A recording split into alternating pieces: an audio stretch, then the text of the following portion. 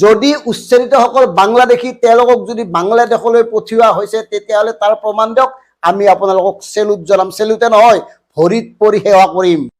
আৰু যদি এয়া নাটক তেতিয়াহ'লে আমি আপোনালোকক ধিক্কাৰ দিছোঁ। ধিক্কাৰ এইকাৰণে দিছোঁ, এয়া যে নাটক ইতিমধ্যে প্ৰমাণ হৈছে। প্ৰমাণ কৰিছে কাজিৰঙাই, প্ৰমাণ কৰিছে গৰুসুতিয়ে, প্ৰমাণ কৰিছে ধিঙৰ উচ্ছেদ কাৰ্যই। কাৰণ ৰাইজ মন কৰিব, এখেতসকলে প্ৰথমতে বাংলাদেশী টেগটো লগাই উচ্ছেদ কৰিব আৰু তাৰপিছত মনে মনে এওঁলোকে কি কৰে, উচ্ছেদিতসকলতো বাংলাদেশী নহয়, ভাৰতীয়।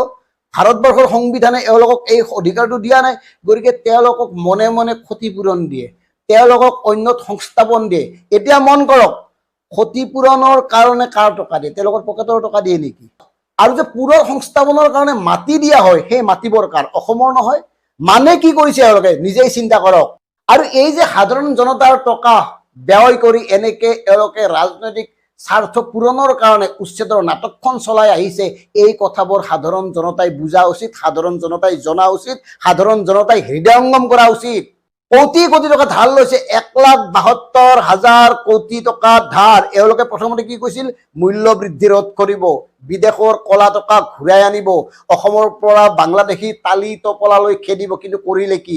চাৰিওফালে ব্যৰ্থ হৈ এওঁলোকে এইবোৰ নাটক কৰিছে। আৰু এই নাটকত হাত উজান দিয়া অসমতো লোকৰ অভাৱেই নাই।